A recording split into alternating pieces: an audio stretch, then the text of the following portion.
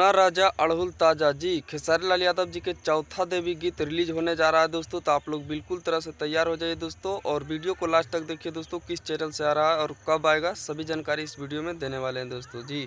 नमस्कार दोस्तों, मैं बिकू, आप देख रहे हैं अपना चैनल बिकू भोजपुरी न्यूज़ जी। तो आप लोग के बता दें दोस्तों कि यह गाना को प्रकाश परदेसी जी लिखे हैं और इस गाना में आर्या शर्मा जी म्यूजिक दिए हैं दोस्तों, और अंकिता फिल्म चैनल से 6:45 में रिलीज हो गया है दोस्तों। तो जाइए आप लोग तहलका मचाइए। और बता दें दोस्तों कि यह गाना को खेसारी लाल यादव जी गाए हैं, जो कि सोलो सॉन्ग है दोस्तों, और चौथा देवी गीत अब रिलीज कर दिया गया है दोस्तों। तो आप लोग जाइए एक साथ बवाल मचा दीजिए अंकिता फिल्म चैनल पे।